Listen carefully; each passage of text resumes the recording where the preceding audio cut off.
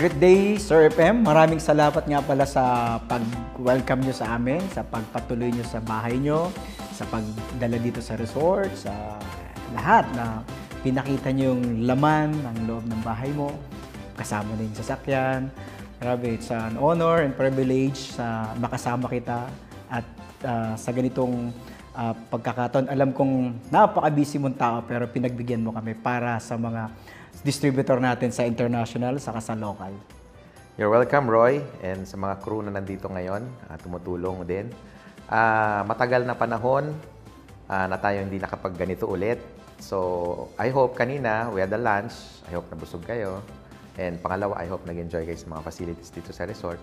And marami akong mga updates and of course, mga magandang balita, lalo na sa mga international market natin. Kaya timing din tong interview mo sa akin. Ito gustong-gusto kong tanong Sir, balita ko bibili ka daw ng helicopter. So, kailan daw nila makikita to? Although yung building natin, Roy, may helipad. Pero hindi ako marunong magpalipad ng helicopter. Kaya nag-plan B ako, which is private jet, para marami kayong may sakay ko. Wow! Mga kailan to, sir? Yan, time frame ko, probably 2-3 years.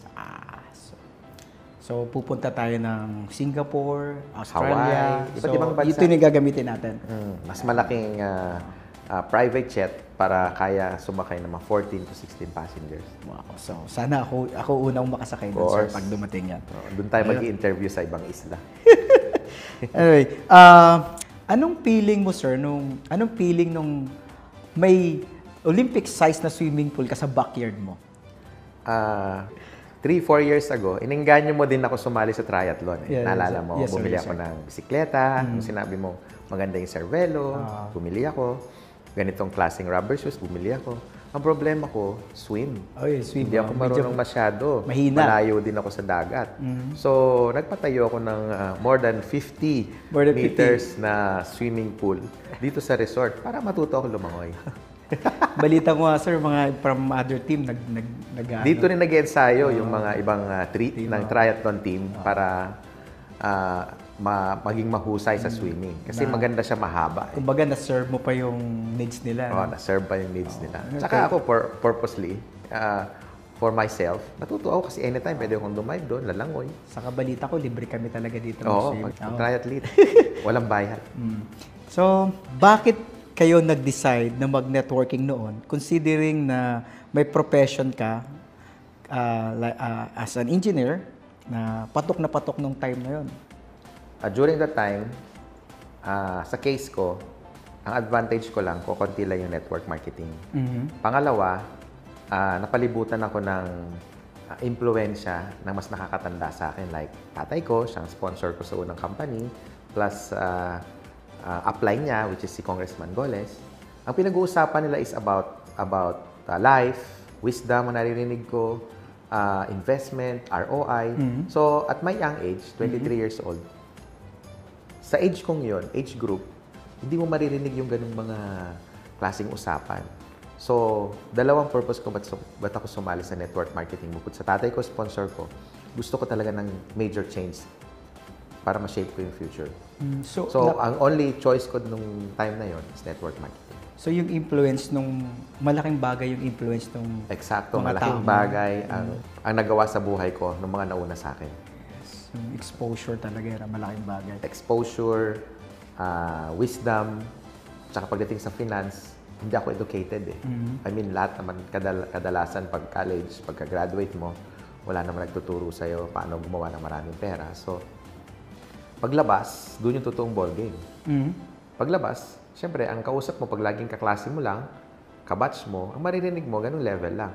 And expose ako sa medyo mas 20 plus years older than me, marami na sobrang experience yon. So, kung may sasabihin sila sa'yo na itong maganda, pakinggan mo na mabuti kasi hindi ka na magkakamali sa mga wisdom nila. So, malaking bagay talaga yung taong nakakasama mo. Malaking bagay yan, Roy. So mamimili, kumbaga, ngayon, dapat mamili kung gusto mong yumaman, mamimili ka talaga ng mga taong nasasamahan. Sasamahan mo. Kaya, sir, sumasama ako sa'yo Tama So, anyway, sir, yun. Na-visualize nyo ba yung magiging ganito kalaki yung AIM Global 9 years ago? malaking tulong or sabihin na natin yung pundasyon sa experience ko as a networker, yun yung skills, yun yung tools, yun yung attitude, tsaka experience na natutunan ko over the last 14 years with Congressman and my upline. Now, with the President, Dr. Ed, yung kanyang vision, sinuportahan namin dalawa ni Mr. John Asperin. So, kung ano yung nakikita nyo ngayon, dating plano lang. Nakita mo na siya. Ngayon lang naging obvious.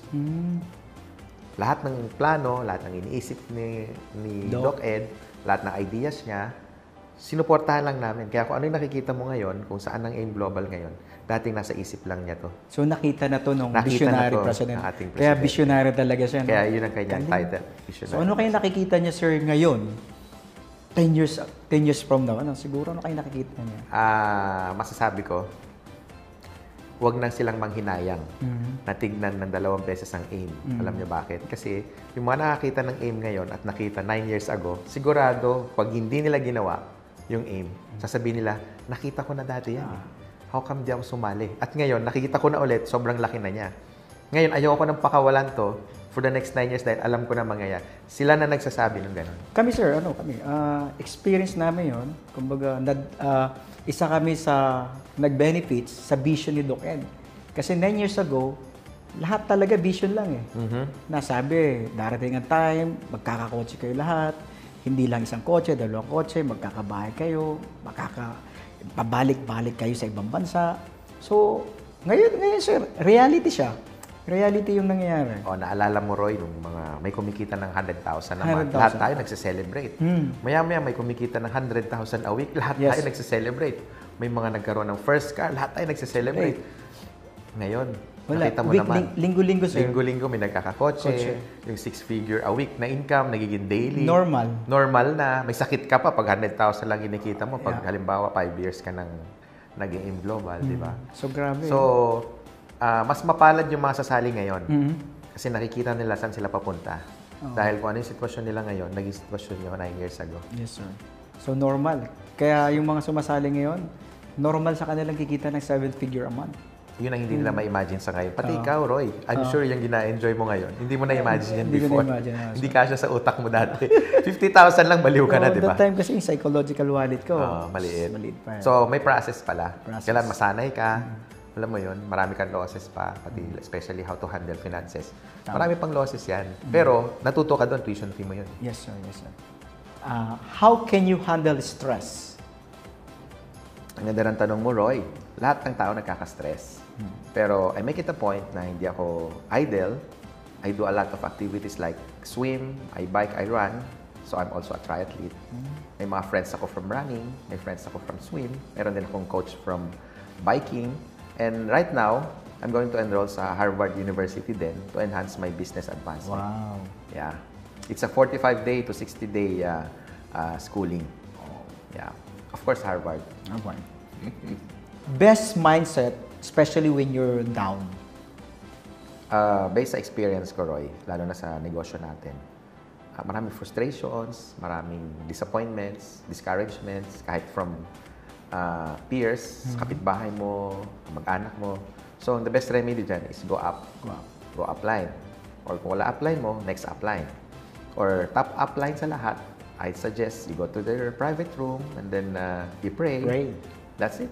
Wala namang ibang sikreto. Yes. Attune. Yeah. Yun. Align. Yeah.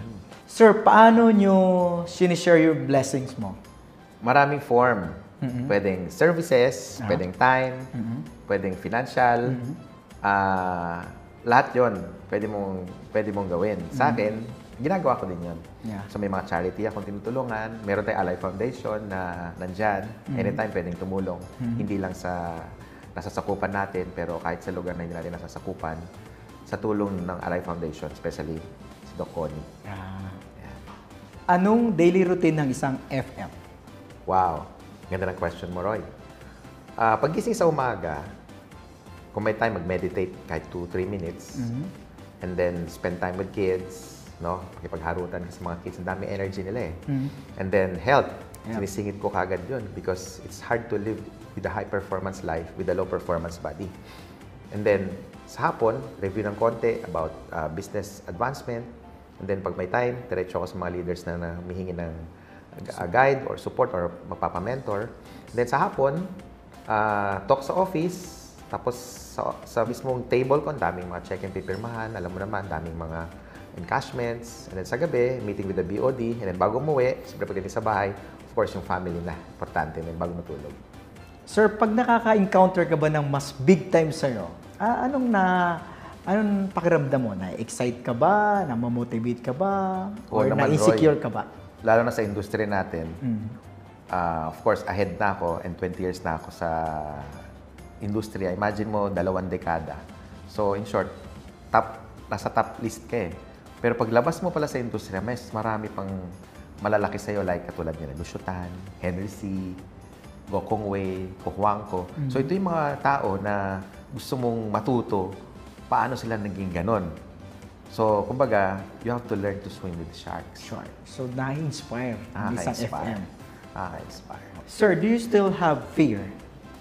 Yes, of course, Roy. Una-una, human being tayo. Mas nakakatakot kasi kung wala kang kinakatakutan eh. Ano pa bang nagpapa-excite sa isang FM? Maraming bagay, Roy. Una, as I said, mag-aaral ako sa Harvard. Pangalawa, at my age, 44 pa lang, there's so many things to learn. There's so many future events that will happen na mismo ako na-excite. Kasi hanggang ngayon, na-visualize pa lang namin kung ano mangyayari. And na-excite ako sa araw na yon pag na-execute na natin. Tulad ngayon, yung Guinness World of Record, na gagawin this coming May 30. Wow! Would be another record for AIM Global. Sino sa top 10 billionaire sa Pilipinas ang iniidolo mo? Una, yung may-ari ng SM, which is si Henry C. Ngayon, ang nagmana at nagpapatakbo ng SM ngayon, si Hans C. Which is nasa generation natin. Katulad ng mga Ayala, tuloy-tuloy yung projects niya. Anywhere, makikita mo Ayala, sa community, lumalaki. Pangatlo, ito sila Lucio Tan, international one, global yung negosyo nila.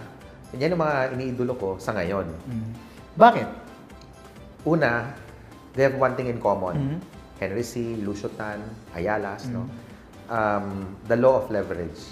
Yan ang common sa kanila. In network marketing, especially in global, may leverage din eh. Sila, ang lamang nila, they use money to leverage their time.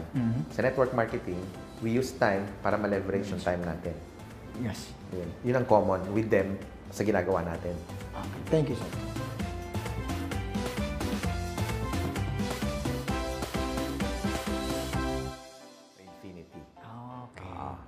Sir, anong pakiramdam na anytime pwede kang bumili ng Ferrari?